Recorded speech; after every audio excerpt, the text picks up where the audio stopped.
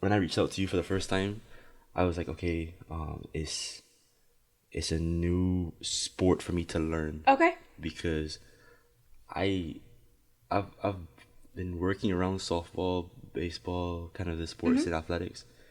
Never really learned too much about baseball or softball. Okay. So I said, you know what, let me, before I reach out to Abby, someone who plays All softball, right. let me just learn a little bit about softball. And I was gonna ask you this question before. Yep. Do you think in 30 seconds you can break down how a softball game is scored, played, and like won? I think, well, in 30 Yeah, seconds, in 30 seconds. I can try. Yeah. Okay. Do you want me to try? Yeah. Okay. So 9 players on the field, 9 players hitting. You win if you end up scoring more than the other team. You score by touching home. You can score multiple different ways. If you hit a home run over the park, that's immediately 1 run scored. If there's other people on, it's 1 plus however many people are on base. There's different numbers for each defensive position. There's 3 outs every half inning, so 6 every inning, and you play 7 innings. If you're the home team, which means you hit in the bottom part of the inning, which is like the bottom part of the inning, so bottom 3 outs in the same inning. Okay. If you are winning in the top of the 7th, you don't have to play the bottom of the 7th. Like, the game is just done. Done. It's an advantage to be the home team because you get to hit last. And kind of score up. And score, yes. Yeah. So, like, you get a last chance to score, basically. So you know the bar Yeah, pretty much. of what to get. Yeah. I mean, pretty much you, like, always want to score before, like, the bottom of the 7th, but it's really nice to have, like, yesterday in, like, the Women's College World Series, like, they scored in the bottom of the 7th, so the game was over and done with when they did that. So that's, like, kind of more the advantage of being the home team. But, yeah, there's slapping in softball, which isn't baseball. It's where you run through the box. You can power slap or, like, soft slap. I'm trying to think, like, other, like, main distinguishing factors besides baseball. By, like, soft slap, do you mean, like, bunting? So bunting and soft slapping are different, but, like, pretty similar. So, like, soft slap would be more like I'm trying to chop it into the ground and, like, beat out the throw. So, like, if I was, most of the time you're, like, hitting it to the left side of the infield. So if I was, like, barely touched it and ran, I would be trying to beat out either the third baseman or the shortstop throwing it to first. But, like, bunting, there's different types of bunting, but it's like right by like the front of the plate within a couple feet. Okay. Soft tap is more like you're trying to get it to bounce twice. Because most people at the collegiate level, if you can get the ball to bounce twice, you're probably going to be safe. Like, if that makes sense, because you just have more time to get down the line before it gets in the fielder's hand. So, yeah, that's like my... That's 30 seconds. 30 seconds. Yeah, I missed... There's just, like, so much. I feel like that's so... Yeah. That was a good question, though. I've really never thought about that. That was a good question. Because I think I asked the same question to someone just in a regular conversation about, the sport cricket. Yes, but I know nothing about cricket. I only recently I've learned, not learned, but really started watching the game more so because I guess it just keeps getting bigger and bigger. But I asked him, can you explain cricket in 30 seconds? And he said, like you said, I'll try, but it's a lot more. Yeah. I guess you can concise it a bit, but 30 seconds. Because like I say, a sport like basketball, you can pretty much self-explanatory. Right. You know, obviously the rules, like you said, you describe the rules and the details, but sometimes you can see it. Yeah, I feel like it's a little bit harder the more, like, of an advanced level you're playing at, because you just think of so many more details. It's like, that's not necessarily, like, the concise, like, what someone at a very basic level would need. Abby, how often are you on your phone, and how often are you on social media? Yeah, I'm actually kind of embarrassed about how much I'm on my phone. So... One part of it is, like, a lot of what I do for, like, my job. Like, I have a second, like, work phone, and so I'm, like, constantly, like, on a call with someone or, like, communicating with different people that way. On a social media thing, I'm on it a lot, but I don't post that often. So I just don't... I've never really posted a bunch. Especially, like, on Instagram, I think I post maybe twice a year, and then, like, my roommates are like, oh my gosh, you finally posted something. But I don't know. I like having a much more private life, but I do like watching social media. I'm really bad about TikTok. I could sit there and scroll TikTok for hours, which is really embarrassing. I don't know. It's not as much as it was probably in college, just because like I have a job. I'm not like sitting on my phone all day. But when I get off of work, and if I'm not doing something right after, like I'm probably just scrolling on TikTok. Scrolling. Yeah. No, I think a lot of people here are not even gonna admit it. Some may admit it and be like, "Look, this social media, can't get off of it. Yeah. I'm always scrolling, especially before bed. TikTok, and TikTok is can be very addicting. Oh, I think it's so addicting, to be honest. Like, it's kind of embarrassing. Like, I'll sit there and I'm like, it's so bad now to the point where I'm like, oh, have to watch TikTok before I go to bed. Like, have to watch it before I scroll and put my phone down. Like, why? That's so embarrassing. Like, it's like it's so easy to just scroll. Yeah, and it's always something different to me. I'm like, okay. And sometimes I like try to rationalize it to myself because I'm like, oh, I'm like learning something. Like on TikTok. So I'm like, this isn't really like I'm learning. I'm not just scrolling social media, but that's definitely what I'm doing. Learning. So if someone took your phone, looked in your For You page or your algorithm on TikTok, what do you think they would find the what makes up the biggest percentage of what's on the feed? So I think there's two things. I think the first, no one would guess this. So I actually also like recently picked up like getting into riding horses and stuff. Yeah. So right now my whole For You page is about like beginning what you need, like very basic things of like learning, watching people do stuff like that. So like that's when I was talking about like learning. I'm like, oh, I'm actually doing something sort of productive. So a lot of it is like Western like horse riding and different things like that. But then I also watch a lot of fitness content. Like I like watching what workouts other people are doing. Some people have come up with some pretty unique stuff of like when you don't have like big equipment and just like different stuff to use. Like I think that would probably be the two biggest things that would like most often come up on my algorithm. What is something that you just don't want on your feed, like your algorithm? I think I really don't like listening to when people give like big long soapboxes about stuff. Like I'm just like, oh, look, I don't know.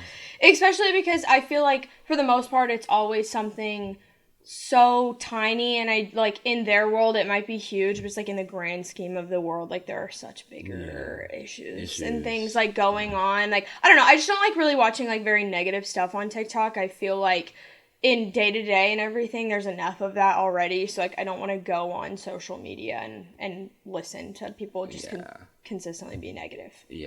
I think you have to be careful with what you really honest, and I've learned this now.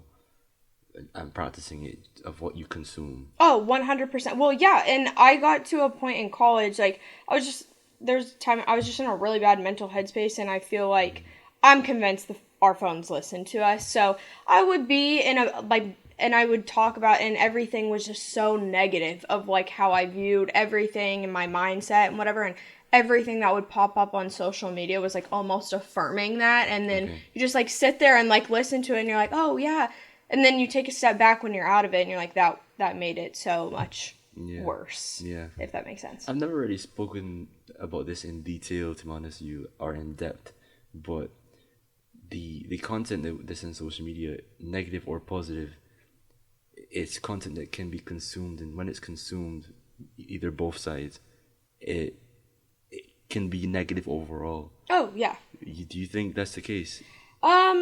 I think so. I think as a whole, I personally think that social media has done way more harm than it has done good. I do think it is really cool that it gives people the opportunity to have a platform to talk about things that they're passionate about and all of that, and I think that's great. But I just think from a standard of, so I think people so often, myself included, social media is fake. What you're seeing on social media is obviously what people want to put out to the world. No one wants to sit there and put reality and the bad things that they go through on social media. So I think it's really, really easy to look at someone and be like, oh, I wish I was in that position. And I always go back to like comparison is the thief of joy. And for me, social media is the easiest way to constantly put myself in a position of comparing myself to other people. So in this, that's why I think social media is like pretty negative. And for the most part, like Instagram and all that, I don't use Snapchat at all anymore. The notification, the app is on my phone. I have no notifications on for it.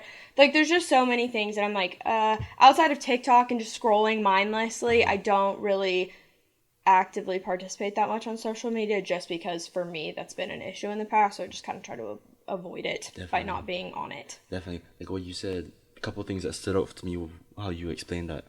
One thing is the comparison, and comparison is a thief of joy. Came across an idea or a thought or a quote, however you want to put it. Comparison is a thief of joy, but when does it become necessary for reflection?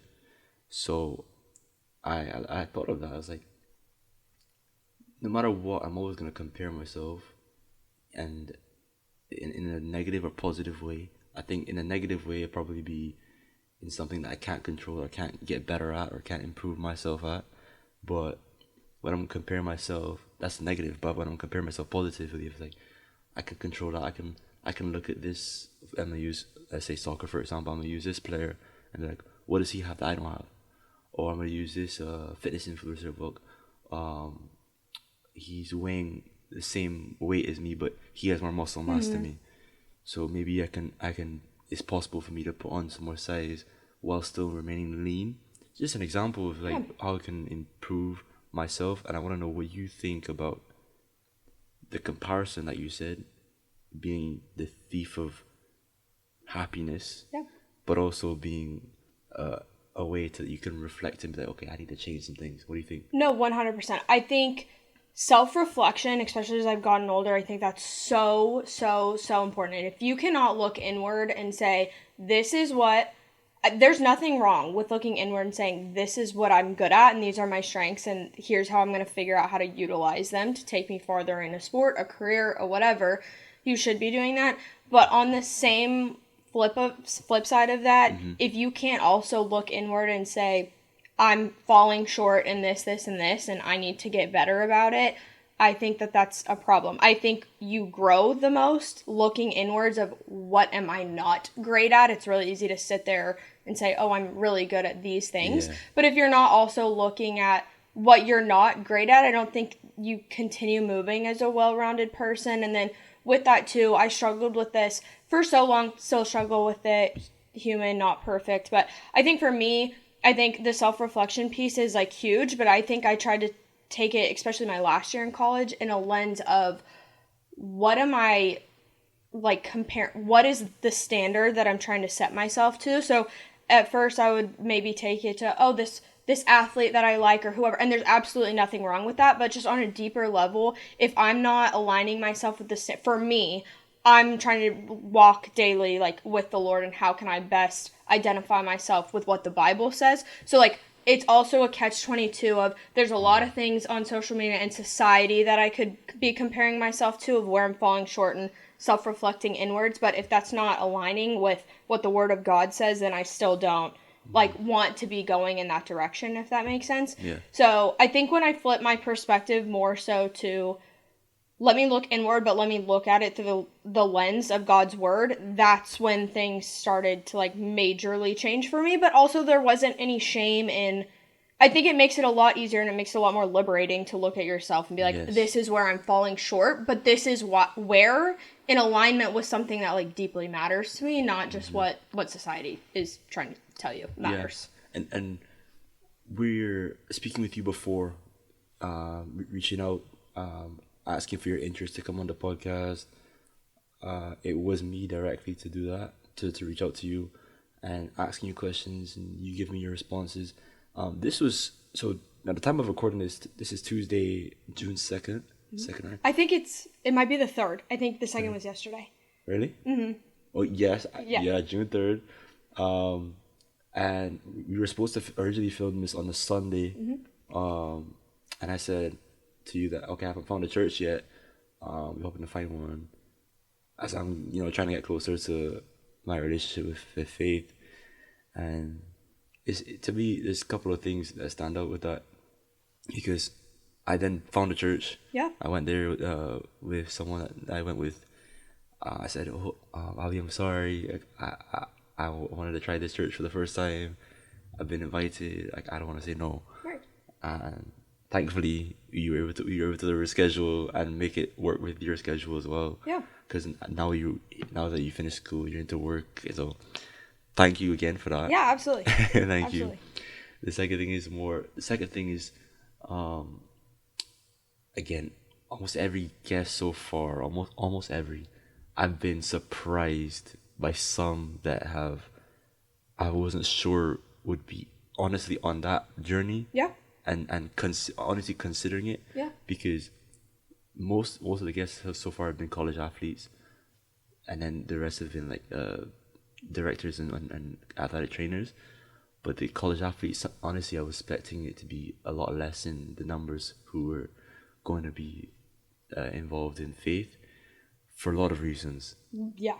College, the stigma of college, thinking of college life and the college experience doesn't necessarily, for the most part, reflect like faith values and even values of religion, and any religion where values are supposed to be held and kept and held to a certain standard. Absolutely. Doesn't always reflect that in college. And I wanted to ask you a question, like, as we go into you playing softball at TU and throughout your career at high school, was it difficult for you to apply faith while still being a college athlete, college student, and also trying to be in circles that weren't necessarily involved in faith?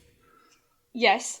Yes and no. So I think it's very different depending on each person, but I think everyone that's honest that has played college athletics at any level, but definitely at the Division 1 level, like there's a lot of pressure on that. And I think at my so I've always been a believer, just very kind of that's never something that I've like questioned or anything. Like some people have super cool stories where they were or never believed and then had this like miraculous moment of, okay, now I believe. I've never had an issue with believing. I will say I think all through high school and at the beginning, honestly, really not until the very end of my collegiate career did I find the balance of keeping that at the center and prioritizing that. I think when I was younger, it's like, oh yeah, not that I thought, okay, I have faith, now I can sit back and do whatever. It was never that thought, but it was more of, okay, I know I have this faith, but these are the things right now that I was honestly letting be way more important to me. And I think when I look back at my career and I reflect on it, it's very obvious the years that he was at the forefront and the years that he was not. I was a completely different player on and off the field. Like how I played was so uptight, tense, timid, really? When that wasn't the priority of the year for me was walking in my faith. I think the biggest and best example that I have, so my true senior year, so I took a fifth year last year, like the 2024 season was my fifth year, because my true freshman year was COVID, was 2020. So I originally was not going to take my fifth year, just because I had some outside things going on, and then also injury-wise, I just didn't think my body could take it. Well, I decided, no, I'm going to come back. I want to play one more year of college softball, because I knew I would regret it if I didn't. Like, that was the last time I was going to get to do it, wanted to come back, and my true senior year was the worst I've performed on a softball field in my life. Could not hit the ball. Like, it was so bad. Now, granted, I had 2 really big injuries going on that, like, were not helping that, but I let my mental slip so bad. It was just really bad, because I at the beginning I went in, I came off a really successful, like my junior year, I guess people would start to consider like my breakout year of, oh, okay, here we go. Like, this is like how She was supposed to perform my sophomore year and didn't, because I'm not really counting my freshman year because we didn't play the full season.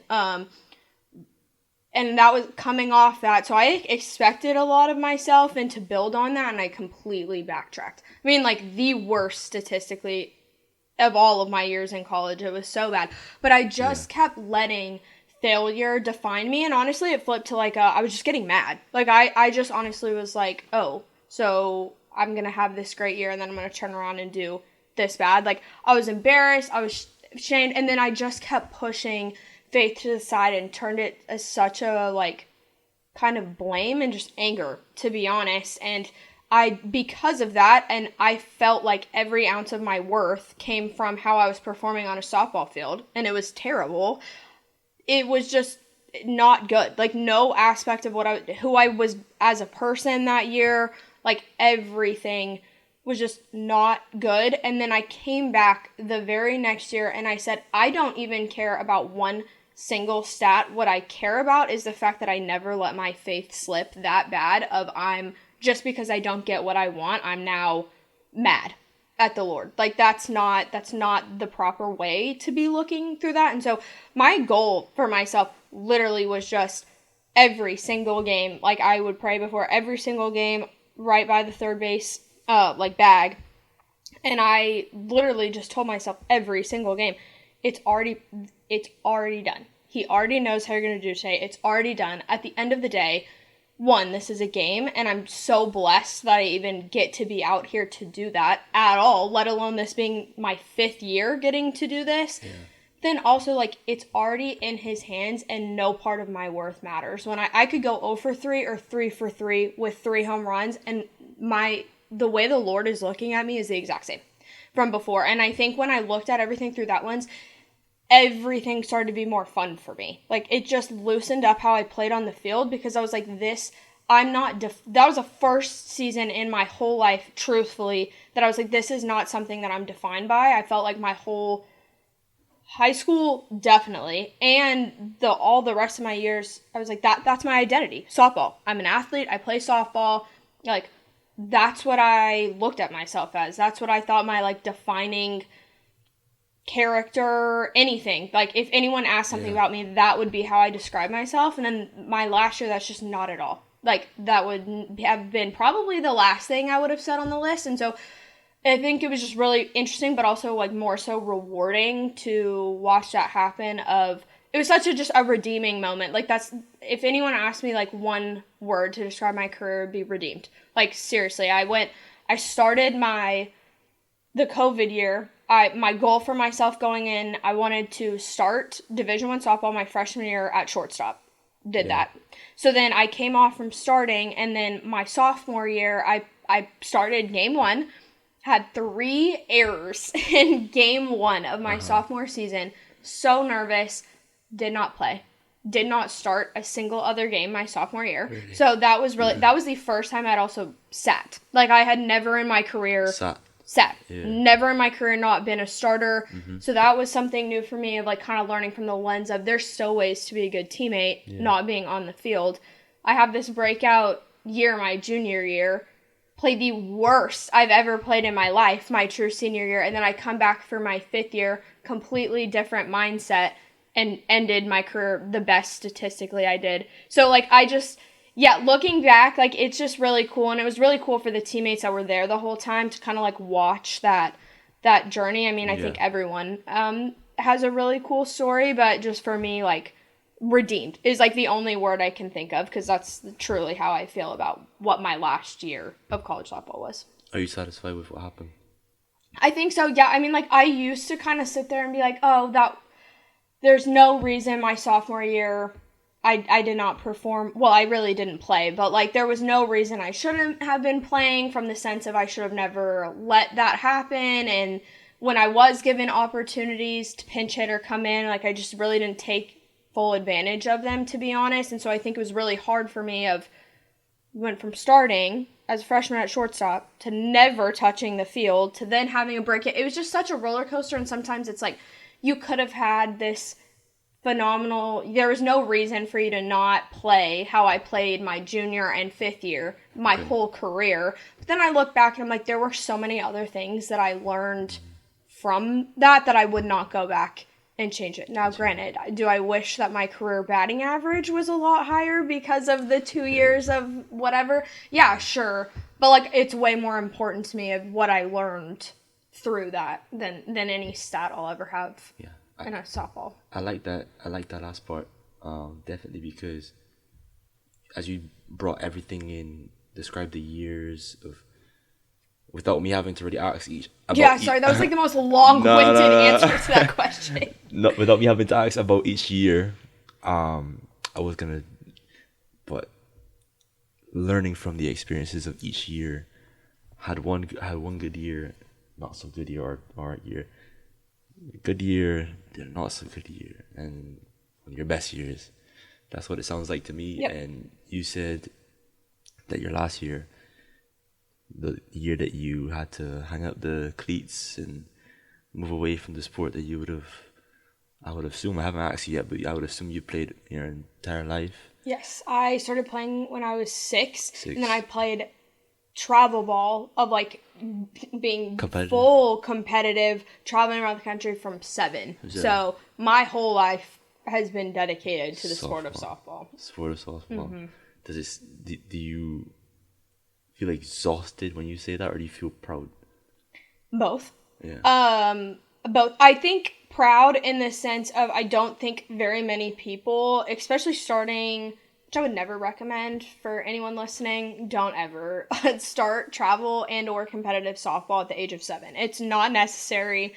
And honestly, in high school, like I got very burnt out. By the time I was a junior in high school, I can't even count the amount of softball games I had already played.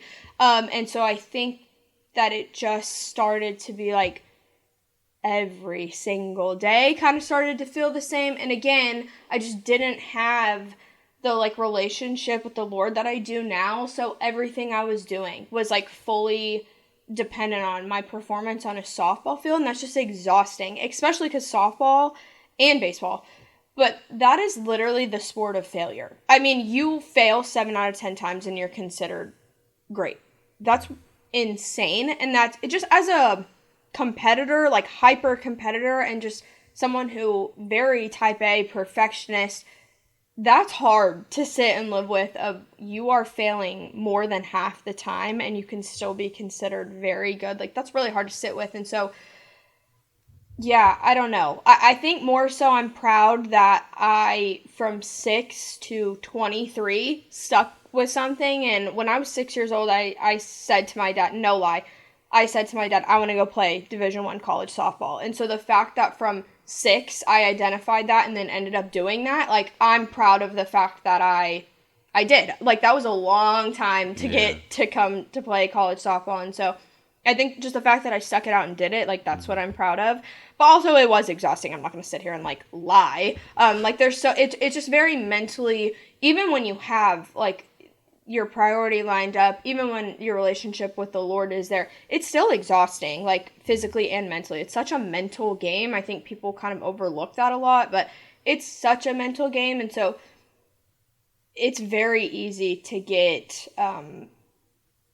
not like lack of a love for it, because the love was always there. It's very easy to get fatigued from consistently failing, even when you're doing well. Like I think that's hard no matter who you are. I mean, if it's not, I'd love to meet that person and talk to them about if it wasn't. But for me, like, I just don't know how. I have personally never met someone where at some point in time it just gets to be a lot. A lot. Mm-hmm. Where it doesn't get to be a lot. Yeah. Yeah. When you're 6 years old, traveling, you're playing softball, you're loving the game. Is it more of a, okay, this is gonna be something that I'm gonna pursue in the future, like you said to your dad, I'm gonna play Division I softball. Did you, at that age, now softball is not as big as baseball. Right. Soccer is not as big as football. Basketball and football in the US, right, give or take but certain sports just don't have the I guess as the same notoriety, the same funding, the same I guess overall popularity and love. I guess scene love. Softball. Did you see it as okay? My goal is that you said Division 1. However, with the sport being not as big as others, did you see what people might describe as a ceiling already? I think at a young age, no, because I think I just didn't know enough. It was just, this is my big dream. I think at that age, just going to the Women's College World Series or watching it or, I mean, I still think that's one of, like, the coolest sporting events ever. I mean, obviously I'm biased, but, like, I still think that's, like, so cool. But for the longest time, it was that's the pinnacle, is like being in the Women's College World Series and winning that. I think as I got older and especially in high school, started to be like, okay, well there is. Because at that time it was still, you could go win the Women's College World Series, you could go be a national champion, and if you're a senior, you're done. Like, it's immediately over for you. I mean, that's a phenomenal way to end your career, is being a national champion, but at that time, there was nothing further. So I think, yes, it started to be like, okay, that's still really cool. But the second it's the last out, the game's over, like, you're done. Like, and I think that definitely starts to set in a lot more, I think, when you get to college, because then you go through a full season and you're like, wait, I would keep doing this for as long as my body could do it, and then it really starts with each year. Plus, like, when you're traveling around the country all the time, and you're at practice every day, and season's just a lot, and so, but it goes by so fast because there is so much going on that every time you blink, you're like, oh my gosh, I only have 3 years left. Oh my gosh, I only have 2 years left. Like, I played 5 years, and I feel like I blinked. I was like, that went by in 30 seconds for me, and I've been here for half a decade. Like, it was just, I don't know. Yep. Really weird. Because traveling, especially young age, being around, was this for, like, club softball? Yep. So I played 1 year. So I started when I was 6. I played 1 year of, like, league ball or whatever. Just, like, the very, like, intro, starting for the first time. Fell in love with it, and I said, I want to do this. Like, I want to do this.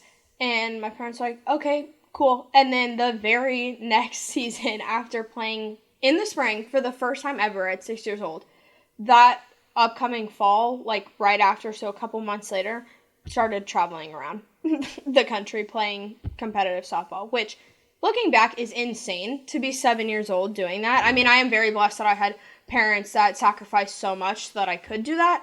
And I don't get me wrong, like, I think there's definitely a value in I'm not saying don't play travel softball. I just don't think there's a need at 7, 8. Maybe 10, 11. That's probably when I would start doing that. I think the 3 years of that was just a little young, like, in hindsight, for me, personally. In hindsight, but at the time you were just excited. Oh, so excited. Loved it. I thought it was the coolest thing ever. Like, I would leave class, like, and on Fridays, like, in elementary school, and people were like, where are you going? You leave early every Friday. I'm like, oh, yeah, guys, sorry, I'm going to Louisiana so I can play whatever. Like, I thought it was the coolest thing ever. A little flex. Yeah, exactly. I was like, wow, like, these people are not as cool as me. But, no, I don't know. It was definitely cool. Like, there's definitely a value for it. I just think there's bigger value in playing up an age bracket than I think there is, like, how early that you start travel softball. Like, I think that would be what I would change. I think the more important part of that is playing up at a higher level than what you're currently sitting at, to be able to bridge that gap and say, okay, I'm here and I need to get here, and I'm going to get here earlier than everybody else my age by playing up. Like, I think there's so much value in that, but yeah. Yeah, definitely. You would have been playing softball a long time, and was there ever an instance where you would have tried out a different sport? So I always joke around, like, with my friends.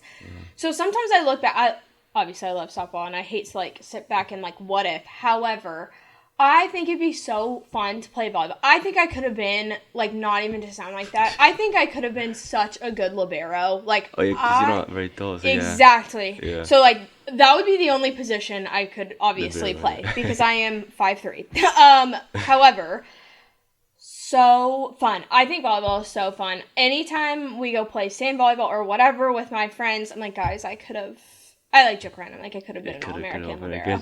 But, and I genuinely believe that. That's the problem, is I genuinely do believe that. But I ran track and I played basketball. Obviously, the basketball game, like, that was short-lived. That was 7th and 8th grade.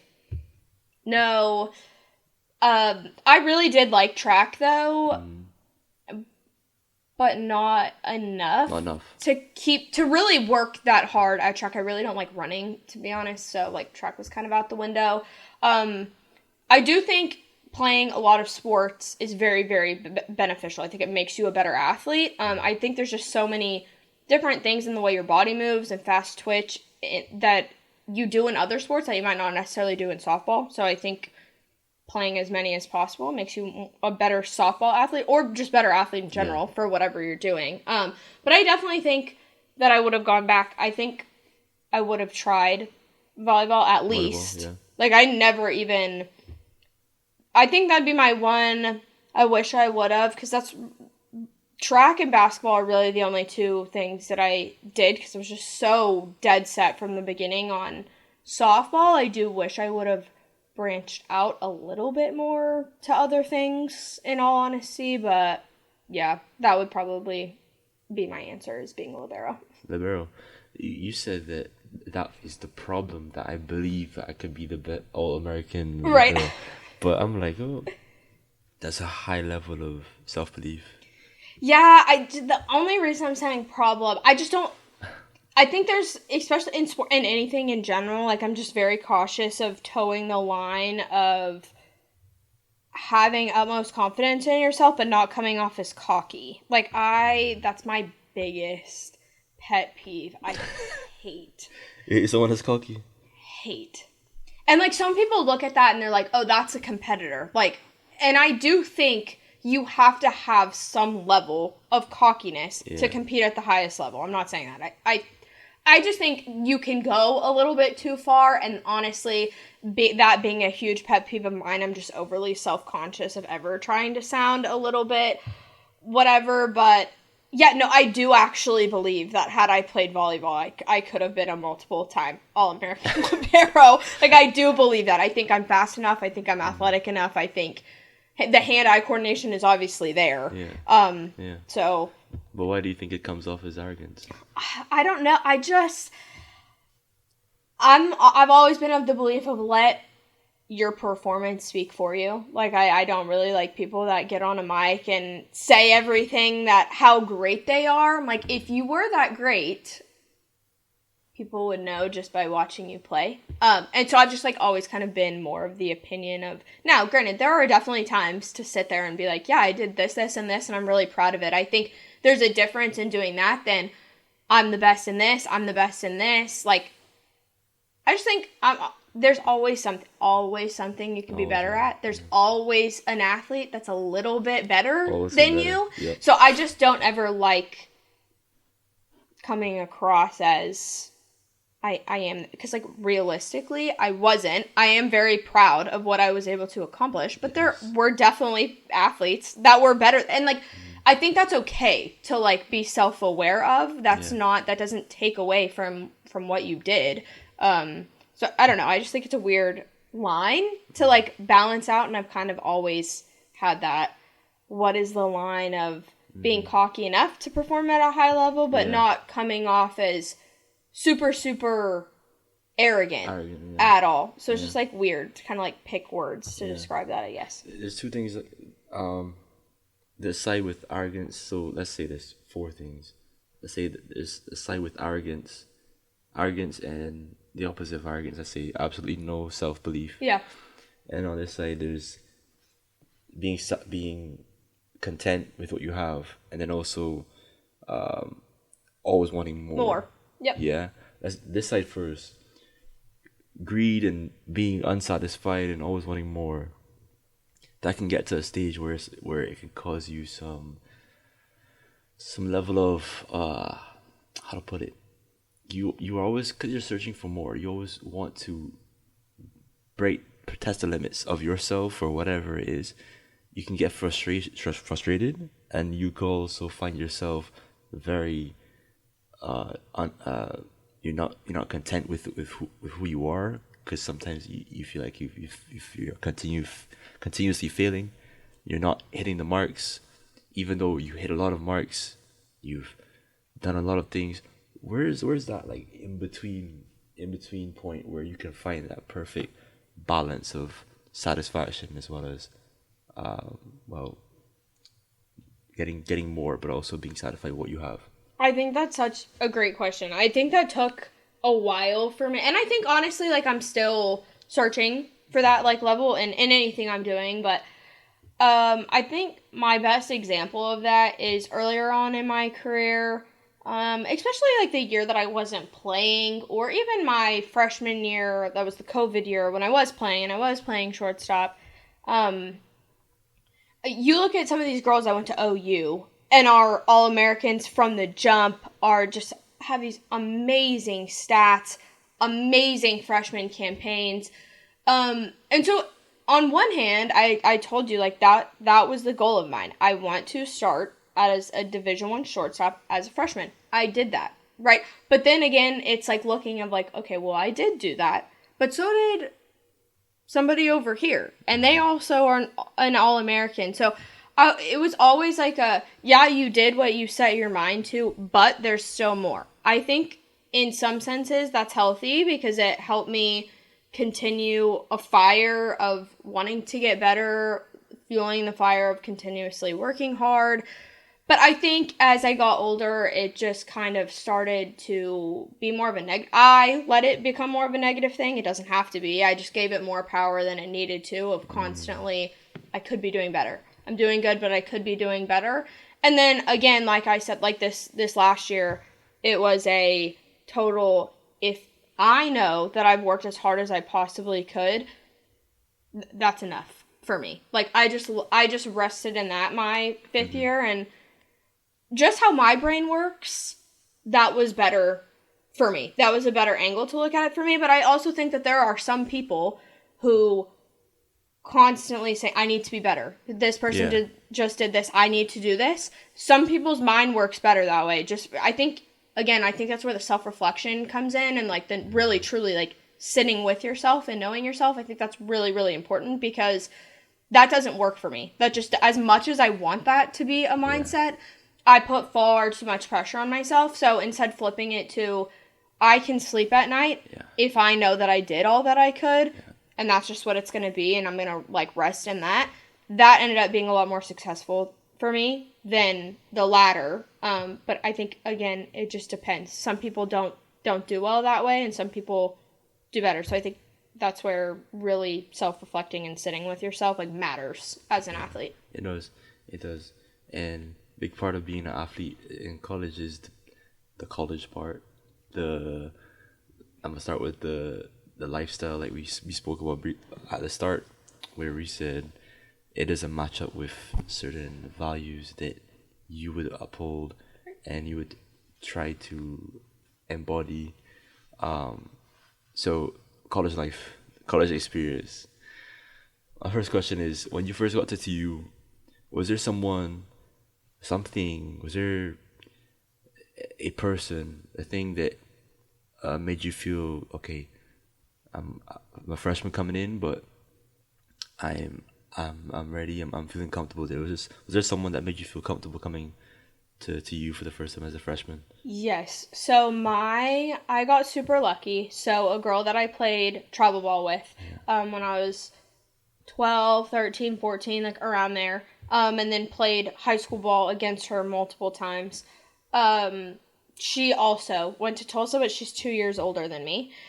So my freshman year, I got on campus, and she was really the only person I knew. Like, to be honest, a lot of the girls on as I got older, there was a lot more Texas girls, but Tulsa, especially at the beginning, was just very like local in recruiting around here.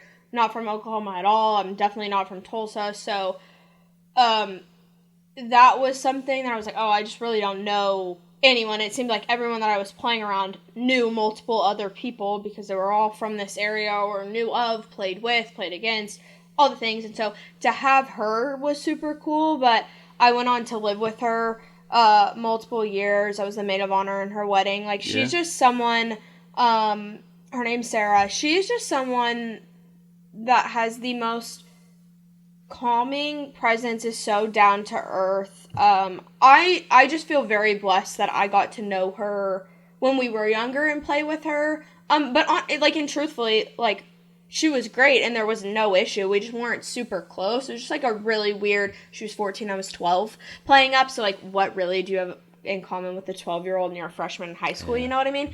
So we weren't like overly close or anything, but I really did look up to her. I felt like she always took me under her wing when I played with her then, but definitely also in college. That was just like a really cool relationship to have. And we have very, very similar views on the world and faith. And so when I first got to TU, I mean, I think everyone, if they were being honest, there were a lot of things that I did in college, like culture-wise and just like the norms of college that I'm not proud of, that just do not reflect me as a person, my beliefs, or my walk with the Lord. I think there were just like a lot of times that I stumbled, like throughout my college career, as anyone does, but she was just like a very grounding presence because we shared the same views and kind of the same walk, that she was always the person to kind of reel it back in of, hey, maybe we shouldn't be doing that.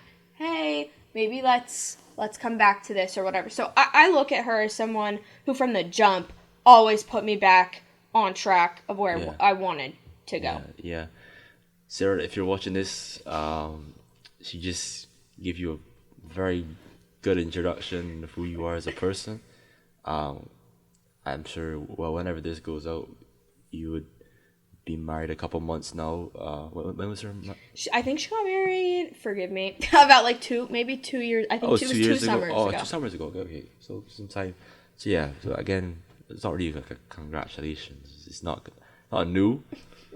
But I guess I can say, Sarah, you sound like a good person, and I guess you can call Abby your prodigy.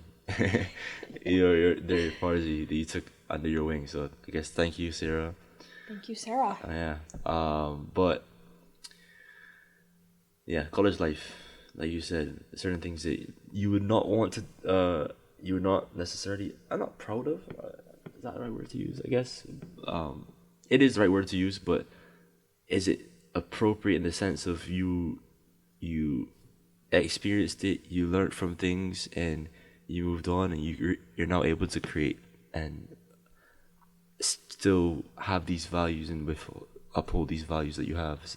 Yeah, I look at it more of like, there were a ton. Like, okay, let me not sound like awful, but like there were definitely a handful of things that I look back and I'm like, hey, what were we doing? what really were we doing? With the people that I was around, who I let myself become, things I let myself get into that I otherwise would have never gotten into. I do think that there was a point in time that I did kind of like let my morals slip and be a little bit compromised.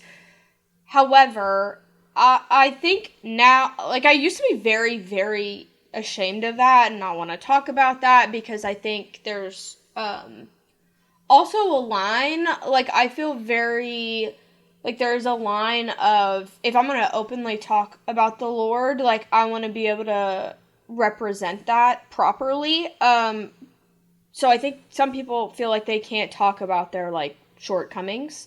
But I don't look at it that way anymore. I used to very much think about that and be like, oh my gosh, I don't ever want to talk about a shortcoming because I don't ever want it to somehow come back of, oh, well, they know I did this, this, and this, and I'm over here talking about the Lord. So what are they going to think about me? How is that going to change how they perceive the Lord if they don't currently have that walk?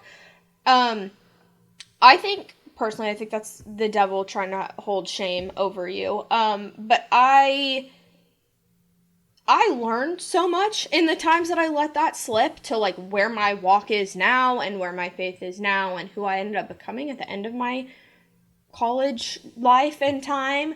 That I really, I wish I wouldn't have done those things, but I, like, don't really feel shame from them. I think everything that happened for a reason. I think even when I stepped out of the plan, he still knew what was happening, and it was very much still okay, you stepped out on the plan, and now I'm going to teach you exactly why. That's not how we walk, or their consequence to whatever it was. But I don't know. I would just say, like, a piece of advice for anyone watching, especially, like, young athletes. There's just so much pressure on performing well, especially in this day and age with NIL, with everything. I mean, even prior to all the NIL stuff going on, there's so much pressure, and that is our job. Like, our job is to perform. So I look at that very black and white. That is our job. But there's so much more, and, like, to you as a person and all these things, and I think what really snapped me out of it is I was like, I have never been a follower in my entire life. I have never been one to, just because a group of people are doing it, I'm also going to do it.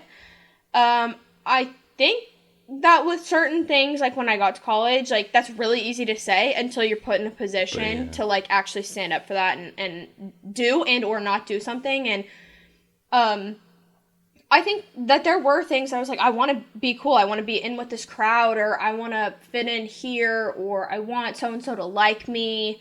So I'm kind of going to change myself a little bit. And I think when I stepped back and was like, okay, well, one, we're not walking according to the word. But two, also, I just felt like a follower. I just don't like that. It gives, like, such a, like, fake ew feeling when I think about it. Fake ew. Yeah. So I think that was another thing. And I was like, wait, why are you even doing this? Like, you're not happy. Like, this isn't even something that you really find all that much joy in. Yeah. It's like, what is the point? And then when it was just, like, very others centered, I don't know. But again, I think in such a long-winded way of what I just said, I think I wouldn't take any of it back because I learned so much every single time that I think it's just a part of my life, like, my journey and, like, how I grew from it. I don't look back and be like, oh my gosh, I wish I wouldn't have done that. Just because I think every lesson that came from the other side was so much bigger than whatever shortcoming that I had. That's the journey that not many people would see. Maybe your close family would be able to see that you're on those kind of journeys, because there's more than one, not just your spirituality, but how you are as a person towards family and friends. Exactly. Those are the ones that something is internal that shows externally eventually, but it's not seen directly by others. Something that is seen is your routines and during college. I want you to break down a day, let's pick one, during your last year at college, in season, doing school, if you worked on campus. What's a day like for you? Yeah. So I think my day was a little bit different just because I moved off campus my 5th year. So I'd lived on campus all 4 prior to that, and then I just kind of wanted a little bit of a change. So I lived in Jenks. So that was a little bit different. But especially on a day where we had weights, I would get up, we'd go to weights at sometime between 6 and 7:30. Then I was up at school, and so I was, like, blessed enough my 5th year spring when softball was, I only had one class, and it was Monday, Wednesday. So I had so much time to actually be able, and I also think that was another big thing that really helped me out my 5th year, but I had so much time to, like, really sit there and devote to softball. I mean, literally, I was in one class, I came up here, I would lift, and then I would go to the field. I would take a tennis ball and throw it up against a wall and play wall ball and, like, just work on hands for fielding. I would go hit off a tee. my coaches were always around. If I was like, hey, can I get some off the machine? Can I get front toss? Can I get whatever? And I would go in, I'd do that, and then I'd drive back home, get lunch, hang out, kind of just like chill out, get any homework or anything I needed class done wise, and then I would go back up there because we would have a 3.5 hour practice every day. Yeah. And then I would go back up there. Most of the time I would try to eat with some of my teammates after just because I didn't live on campus, so I didn't get to see them as often as I would have previously. So I feel like I always kind of did make it a point to stay up there and eat somewhere up here. And then I would just go home, and big thing for me, like my 5th year, was just finding ways to like learn and relax. I also got like super big into yoga, like not in a weird way, but I was terrible at stretching. I was not flexible at all. But also I just really didn't realize like the strength that you have to like do yoga and things. Yeah. So that also really helped with my injuries of being a really low impact, but still holding muscle throughout season. That's like kind of hard to do because you don't want to overdo it in the weight room, but we worked really, really hard every off season, especially with Jevin. And so he's a phenomenal strength coach. But when we lifted very, very heavy. And so when we flipped to like not doing that in the spring, when he wasn't our strength, so he was not my strength coach. Like that last spring, we had somebody else, and so we went from lifting really, really heavy and being really, really strong to like not lifting all that much. And so that was hard of like finding ways to like hold strength through a really long season. You don't want to overdo it. You don't want to get too sore. Yeah. But then you also don't want to like lose all this muscle because then at the plate it's not as powerful. There's not as big of a pop on the bat. So I think finding a balance in that, I would go do yoga. I walked a lot, like just to clear my head. And that last year too, I did the read the Bible in a year. So every day I would do like the devotional and like read a part of the Bible and do the Bible study where they were like explaining the context of every single day and like what exactly was going on. And so like I would walk a lot and just listen to that. I just felt that to be very calming, or I'd listen to some random podcast or like music. Yeah. But yeah, it was just that semester was just really weird just because that was the first time I only had one class. I lived off campus. Like I had a lot more free time than I ever had previously in any point in college. But it was really cool to be able to get to devote that much time to softball or athletics or relaxing or whatever the case was. Cool. Well, you're a business major? What's your... Yes, so I originally... I have a degree in entrepreneurship, innovation entrepreneurship, but then my 5th year I came back. I didn't want to go to grad school, so I was like, hey, what's another degree that I can get that like I'm on track that I can finish in a year? And digital marketing and analytics fit perfectly into my degree plan because I had every prereq. I just needed to knock out all of the electives. So I have a degree in digital marketing and analytics as well as entrepreneurship. Hey, sounds good. Yeah. No, it's good. It ended up working like hand in hand, and honestly now I work in marketing, and that's the degree I got the last year I was at school. So like, I mean, again, it's just like the perfect, like everything happens for a reason. So yeah. Your parents must be proud? I hope so. I don't know. I love them. Like I could like talk about how cool I think my parents are like for forever. Yeah. Like they're just I really hope so. Like I think the way who I am like as a person, who I am as a softball player, every facet of my life. I mean, obviously any child, like their parents have like a huge hand over that, but I'm just like really, really grateful and get more grateful as the time goes on of the hand that my parents had when I was younger. There's a reason why I asked that say that is more so because I wanted to lead into the idea of because you're now graduated, and I've spoken to one other grad student.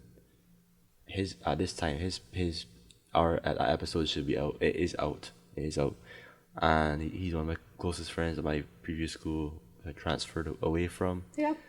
And we're speaking about the fact that he has his associates, his bachelor's, he's going for his his master's now. Mm-hmm. And I asked him, as a joke, your parents must be proud. And he's like, we started laughing, but we were like, you know what?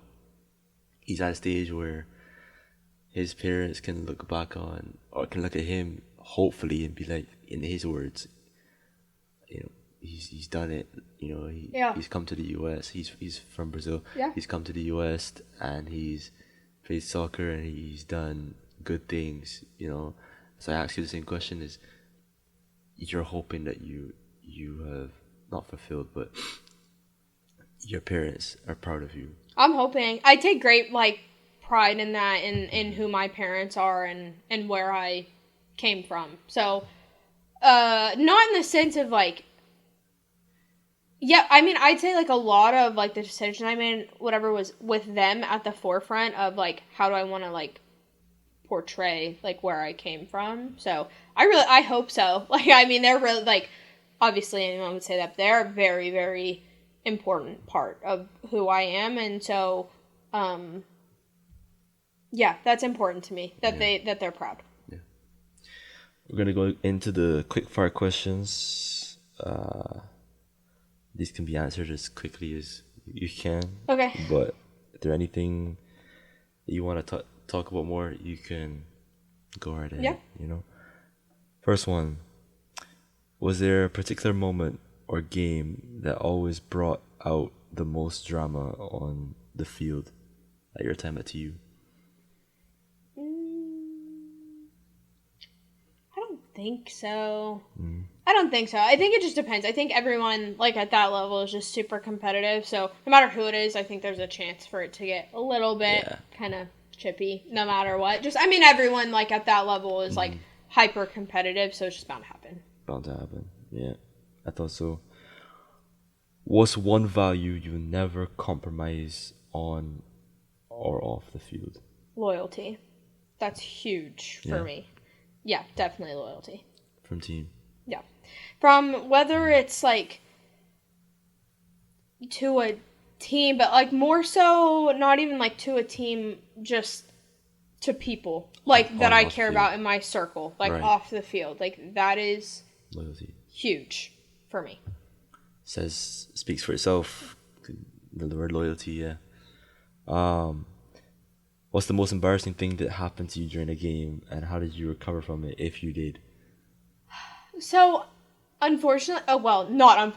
fortunately, it happened in practice, not a game, but we were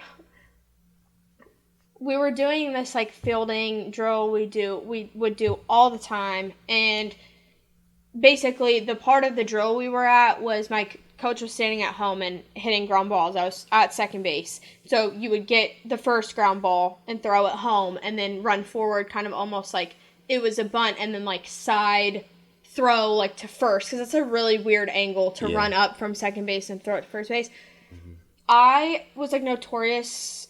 I would tie my shoes 6, 7, 8 times, 8 knots, just because I have such small feet, and I had to tie the laces so tight that they were so long that I just kept tying them so they didn't, 1, untie, but 2, get in anything.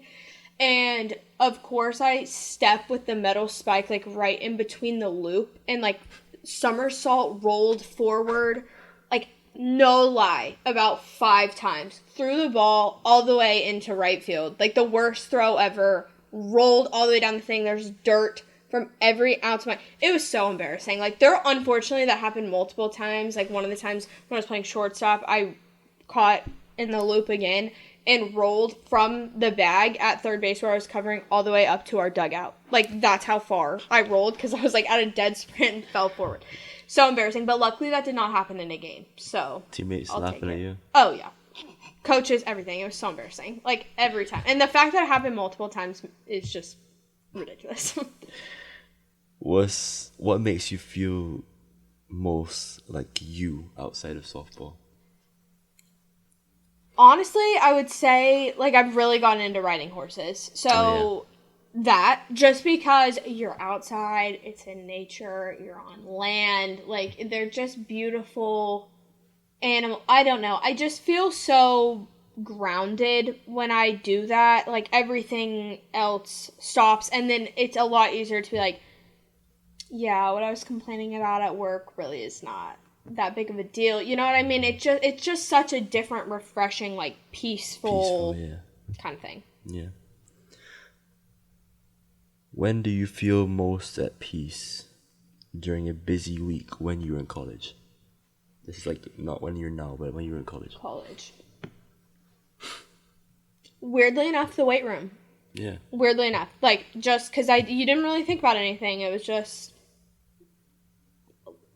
I don't know. I don't really know how to describe that, but I would definitely say the weight room. Yeah, just lifting weights. Yeah, I think it's because you really like you can kind of not all the way, obviously, but your brain can kind of just shut off, and it's just time to get stronger. And I think obviously like working out and everything. Just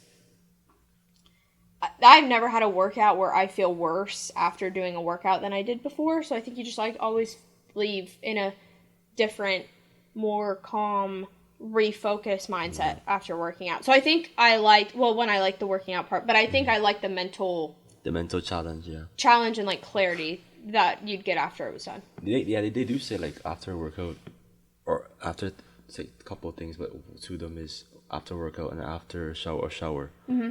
You think clearly, like you get your best ideas after a workout or during a workout or after a shower, during a shower. I think that's the case. I think so. I mean, I could definitely see why that would be yes. I mean, to be very honest, in college when I was doing that, I really wasn't thinking about anything other than probably what snack I was about to go get or like what class I had to go to next. Yeah. But I could definitely see that of the everything just, it's not foggy like anymore. Like everything's just clear and like refocused. Yeah. So I could definitely see that.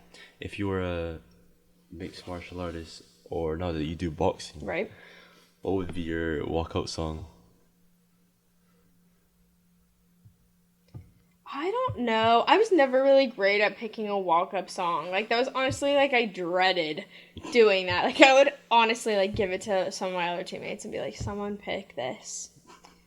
Yeah, I don't know. That would take me so... I really don't have an answer for that one. Or is there, like, a particular artist that you would want? No. Just because, like, I feel like I listen to a bunch of different types of music, but none of it really, like, fits for like a walkout song. Yeah. I mean, I've watched let's say UFC. Mm-hmm. I watched UFC and boxing. And it's like there's some that are walkout songs that they make the walkout song. Yep. They like I can't think of any on the back at the top of my head, but let's say this was kind of Paddy, like in UFC, he just. Weird guy, strange guy. His walkout song is pretty unique. Yeah. And he makes it because it's not a traditional walkout song or whatever. It doesn't have that type of, but it's what you make it. Yeah. But I get you. I still can't answer that question myself. Yeah. So, but last few quick fire questions. What's your go-to gas station snack on a road trip?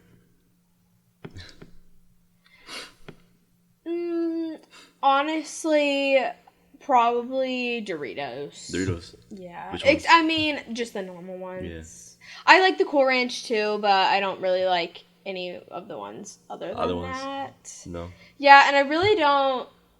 Like, there's not, like, a main drink. Yeah, it would probably be Doritos, except for I hate, like, the stuff that, like, gets on your fingers. But other than... Yeah, it's almost like having Cheeto hands. But other than that, Cheetos or Doritos. That's probably what I would say. Doritos? Yeah. Passion or paycheck? Would you prioritize first if you had... What would you prioritize first if you had to continue your career? Passion. I think, like, just being in the working world...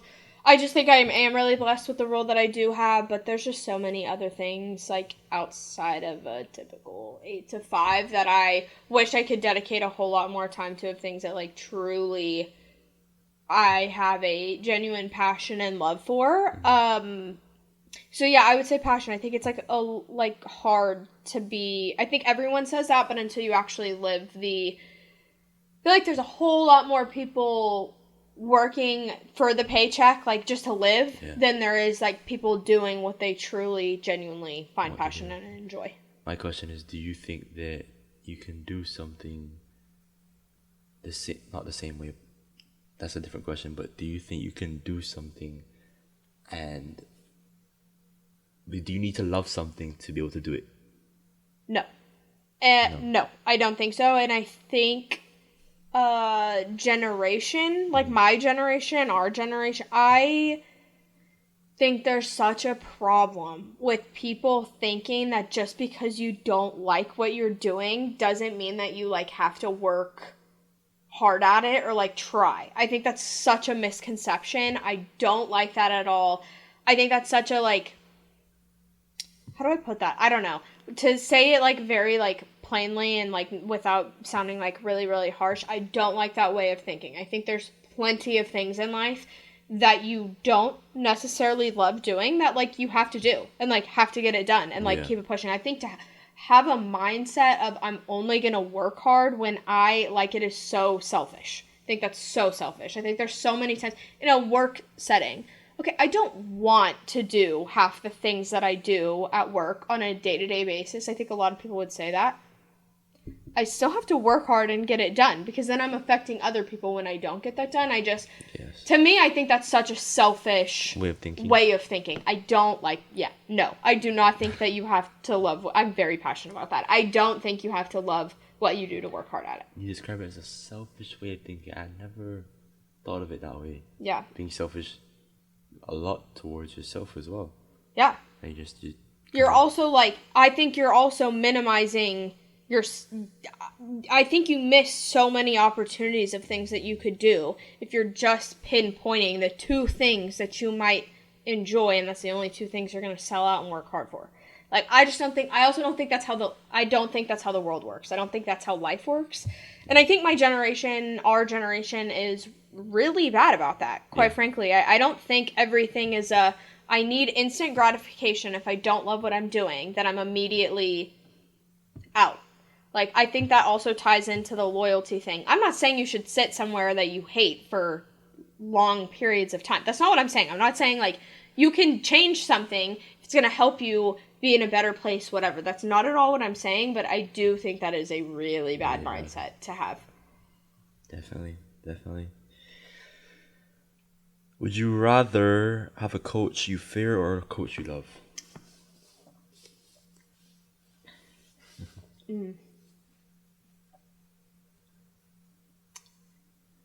Probably love, just because I feel like if it's on the sense of loving, you have a lot more respect for the person. That's not to say you can't fear someone and not also respect them. I just think it's a lot easier to respect someone when you, like, have that level of, okay, I trust you, I appreciate you, like, everything that, like, builds up to eventually, like, loving someone. I think respect falls in line easier with that. Yeah. I got you with that. NIL. Is it going in the wrong direction or the right direction? I think it's completely in the wrong direction. I think I'm probably the only college athlete that would say this. Honestly, I think I'm alone on this, like, thought and train of thought. But to me, this is just, and maybe I'm just, like, pretty old school about a lot of things. I just feel like if you're going to college, like, on a scholarship to go play whatever, I think it's enough that I am getting my school paid for and I, like, get to go do all these really cool things playing a sport. I think that's enough. I think that's my job. I think that's what I'm there to do. I think NIL, 1, is a distraction. I think 2, it's destroying mid-major schools. I think 3, I think it's taking the fun and, like, striving to move to the next level kind of out of it, because why would you need to if you're getting paid millions of dollars in college? Now, on the flip side of that, like, I feel like it is very much a catch-22. I think the problem with the ruling is it opened it up, and now you can't really cap it. Because, like, once you gave that decision, it's really hard to then put all these parameters on it and say, well, you can, but you can't, but you can only make this much. Like, I just feel like it opened a whole bunch of things that you now can't control. I think college sports is, again, back to the loyalty piece. I think if you're sitting somewhere and you play for a school And then the season's done and off season comes and someone comes up to you and says, I have $1 million for you. And then somebody else says, I have whatever. Or like whatever level of money it is. And like you were fine. There really wasn't anything. You're just like, yeah, I'm going to go chase the money. I don't know. I just am like, I feel like now the focus isn't on how can I be the best athlete I can be? How can I grow the school that I'm at? How can I just don't feel like the focus is still on that. I do understand like these big time athletes being like, okay, there's 500 people that have my jersey. Like that's my name. I'd like a cut of that. I understood it from that point, but I think from where it is now, it's ridiculous. I don't think there's any... Also, I think it's kind of, like, I think it's destroying mid-major schools. Like, mid-major schools will never have the funds and money to compete with big SEC schools and all these whatever. So, like, all of these recruits, it's a lot easier of a pitch to be like, hey, I have $250,000 for you. Come here.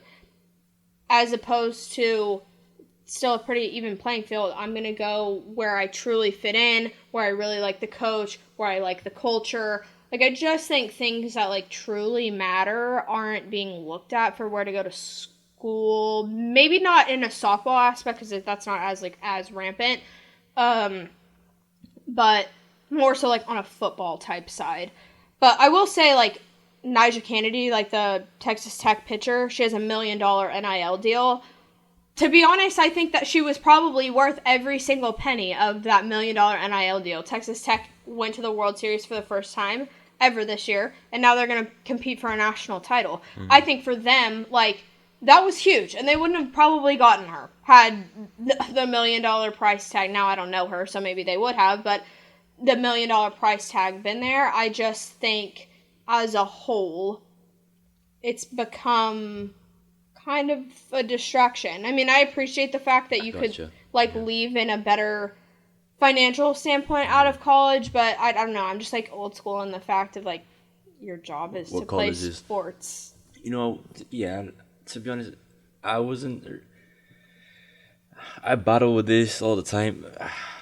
There's NIL opportunities that I would have come across, and there's not like anything crazy. It's probably just to promote a brand, and to help. But it's not like nowhere near those type of money. Yeah. A thing that I think might have helped as well is if an outside brand wants to reach out to you and be like, "Hey, I want you to promote this for me," or "I want to reach." Great. I just don't think that it should be coming from the school itself. I think from a school aspect, like money wise, you're getting your college tuition paid for. You're getting everything paid for. And you're getting a stipend. Like, if you're on scholarship, you're getting a monthly stipend. So you were already getting paid anyways. I would like to, like, keep that, like, it's not like you weren't getting paid. If you were on scholarship, you were getting a monthly stipend. Now, that's not to say it was, like, huge or, like, whatever. But, like, you were getting paid. I think what I don't like about it, what I would like to see, it's not from the school. Like, I don't think the school should be paying you. They are already paying you to, like, be there. If a brand wants to walk up to you and say, I really like the way you play, really like what you're doing, I think you'd be a great face for this brand, perfect. I think there's nothing wrong with that, and I think that's really cool. And I think, honestly, brands would be dumb to not, like, buy into that, like, with these athletes that have a huge following. And even the ones that might not have a huge following, but, like, align with what their brand is. I don't see anything wrong with that, because to me, that's completely outside. I just don't like the fact that it's coming from schools themselves, if that makes sense. I got you. There's a big debate going on now, and definitely had to. I'm always careful what I speak about on the podcast. Yeah. You know, it's anything political, anything to do with exactly. Anything. I just put these two mics up, cameras, then I sit and I speak with exceptional individuals in sports, directly in sports, behind the scenes in sports, on the ball, off the ball, behind the whistle, doesn't matter. But with you now, speaking with you about your softball journey, the last thing I want to get into before I ask you the last question is softball itself. 1, should it be compared to baseball? 2, why doesn't it get the recognition that it's said to be deserved? Right. Yes and no. I think there's some pretty big differences just in the, I mean, every baseball person I've ever heard is like, the fences are so close, it's so short, the distance to the... I think, yes, you can compare them in the sense of hitting, for the most part, outside of a couple pitches, obviously, because there's no rise ball in baseball. But, like, your mental thought process of getting in the box, fielding mechanics, like, for the most part, like, throwing, fielding, and with the exception of they can get a lot more under the ball than you can in softball, like, it's relatively the same. So I would say, yes, you could compare it in that sense. I think what people sometimes fail to realize, if you're, like, don't actively watch softball and you just, like, watch baseball your whole life, the bases being 60 feet instead of 90 feet, like, that's a lot less. It's a much quicker sprint. That's a much quicker reaction time, transfer. Like, all of that has to be, it's almost like, to me, it feels, it's baseball, but sped up. That's how I feel about softball, like, on a very, like, basic level. I think the reaction time has to be a lot quicker. I think, especially in the box from a pitcher, like, there's always that of, softball really doesn't throw that hard. Like, baseball pitchers are throwing 100, and the highest clocked was a couple weeks ago, and I think it was 79.4. Well, equivalency of reaction time to what that ends up being in miles per hour from a baseball pitcher is like 120 miles per hour. No one's throwing 120 miles per hour in baseball, right? So it's just, like, similar, but I think there are things to, like, respect about it. Not to get any baseball people all upset, biased. I think it's a lot more fun to watch. It's a much faster paced game. Much faster paced game. There's always something going on. It's quick. It has to be quick. You cannot be slow at anything and play at that level. I think the intricacies of, like, how these girls think when they're in the box, like, the just softball knowledge and IQ that these top players have is just really, really cool and interesting, and I think if more people saw that. But then with the recognition piece, I'm really happy with where the game of softball is going. I think it grows and grows and grows every year. I think the Women's College World Series is huge. I think every year people are like, I've never watched softball, but I watched the Women's College World Series, and that was so cool. Yep. I know so many, like, grown men that have nothing to do with softball, like, don't have daughters, and, like, randomly have been like, have you guys been watching softball? Like, I love softball. Like, yes, it's finally getting the recognition. So there's 2 different pro leagues that AUSL is about to start. Yep, and then the MLB just invested pretty heavily into the AUSL. So that's something that I'm really excited to watch how that plays out. And how the game is going to continue. It's definitely every year it grows bigger and bigger and bigger. And I think it should. Like, I think softball is so cool. I think a lot of people, I think it's fun to watch, even if you're not into softball. The level of passion, the level of athleticism, the level of just clutch that these girls are is so cool. And I think, like, anyone can respect that. I think if you're an athlete, like, you see that and can respect that. So, I don't know. Personally, I think it's fun to watch. I think it's more fun to watch than baseball. We're going to talk about that, but it's becoming an Olympic sport, huh? Yep. Yeah. So we played it in 2028. 2028, and it'll be in Oklahoma City. Yes, so it will be. Yes. Yeah. So I'm super excited. I think, not to, well, actually, I don't really care. I just, like, cannot believe that things like ping pong and, like, random other sports were in the Olympics, but not softball. Yeah. Like, I think, whatever, that's my soapbox for that. But it's back, obviously. Like, I knew it would. The second I knew the Olympics were, like, back home, especially in LA, like, softball's big here. So, and I think maybe 6-7 years ago, people would have been like, okay, not really. But I think now, like, on a national stage, I could be wrong about this, but I don't think that I am. I think the Women's College World Series the past couple years has brought in higher viewership than the Men's College World Series. Men's baseball? For baseball. Yeah. So I think I'm very excited about where the game's going. I think the stars of college softball today have done a great job pushing it forward, and the people that have been out for a couple years but were stars and still have this huge following and have continued, like, I think they're doing a great job of like pushing Yeah. softball forward, and I hope it just keeps going. I think one, it's fun to watch, but two, just again bias. But like I just think there's so many things the sport of softball can teach you. Whether you go playing in college or not, whether you even end up playing in high school, I just think there's so many things that you can learn from softball. Sports in general. Like I'm so pro sports and like kids being in sports. I think it's very important. But the what you said about softball that I caught when you were first talking about the comparison between the two, you know what's interesting is that it's a smaller version of baseball. Yeah.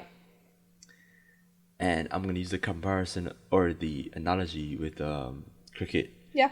Because cricket event started out being okay. I know someone's gonna tell me that this is you mix this up. What I don't care, but it started out being like 5-day games. Oh. When I heard that, I was immediately just like completely turned off from a sport that was played over 5 days and you can still draw. You know what I mean? Yeah. So I said no. Then there's 3 days, I believe, which you call like test cricket. Then eventually it's not recent, but it came out. You know, in last few years, I believe, not a couple years, few years back, the idea of playing less overs, so less innings, where it makes the game a lot smaller, a lot more intense. Yeah. More people are watching it because no one's watching, besides like the really fanatics of the sport are watching that long of a game. They have smaller games, and I actually ended up going to the World Cup final of cricket. Oh, cool! And that was insane. It was where I'm from, and it's a good game. I mean, I'm not a fan of cricket, but I mean, it was short game. I like that kind of style of you know, it's entertaining. Yeah. So if you saying softball being a smaller version of baseball, I immediately thought of that because. Another analogy would be soccer, for example. Not everyone's gonna, although soccer's 90 minutes, not that long. Right. No breaks, not many. There's not a lot. Everyone won't watch the entire game. Right. It can move slow depending on who's playing. Right. So, the whole idea is to make the game smaller. Yeah. Soccer is probably the most malleable sport. You could play it anywhere. Yeah. Smaller courts. Smaller fields, you can play it on court, sand, whatever. When that happens, there's more like variety of fans. People want to get more involved. More people are playing. It's softball now because I'm thinking it's smaller, more intense. By opinion, and because it's faster, it's more intense. Yep. Why isn't it still seen as okay? It's on the same level as notoriety as baseball. You know what I mean? Yeah, I think... I don't know. It's been around... I couldn't tell you, like, the exact year that it was, like, it's been around for, but I think at the beginning it was more of just...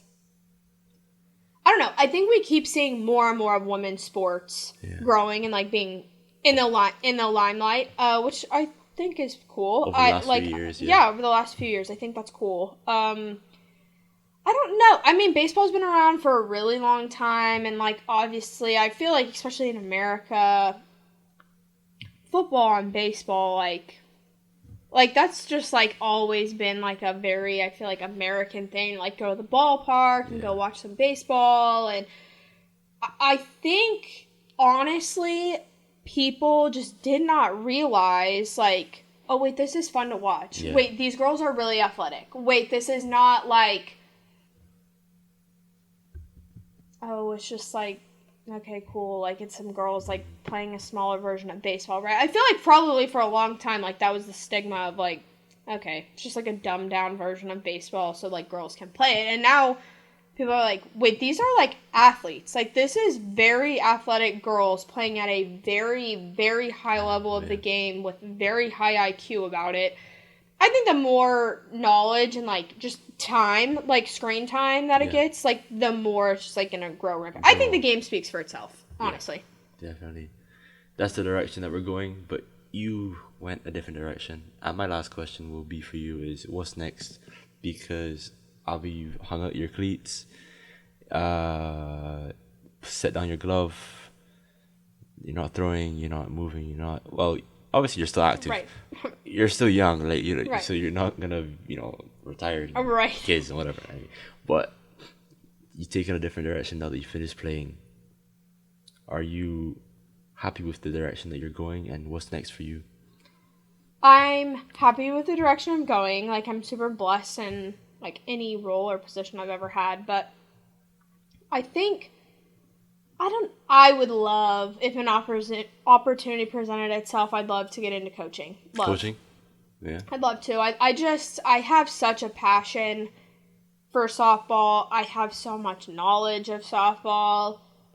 I would love, if an opportunity presented itself, to be back around it in some capacity. I think I had so many people that were so influential in my career and my journey. Like, to be able to give back to that is, like, something that I've always wanted to do.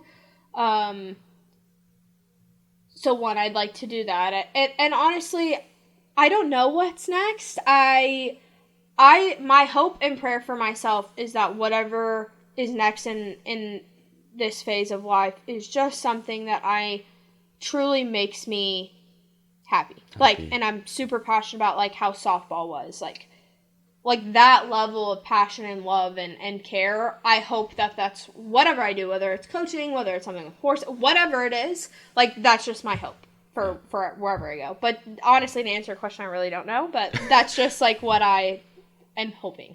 You're hoping. Yeah. Yeah. That's probably that is the most open-ended question that I ask for any guest, because it's not, some questions will be similar with different answers, but this question requires a different answer. Yeah. Because this is what's next for you after these cameras turn off. Yeah. From that immediate, well, not saying that this is phenomenally special podcast. No, I'm saying, like, when you go out through your day to day. Yeah. And you're continuing this journey of what you're wanting to do, and your purpose, your passion. That's incredible. And what you've shared with me, for me to share with others, is also incredible. Thank you. And I thank you for agreeing to come on to the podcast. No, thank you so much for having me. This was great. Yeah? Yeah. Thank you so much. Thank you so much. And that's all the questions I have for you. Perfect. Yeah? Thank you so much. Thank you. The cameras are still rolling, but... Hey, camera.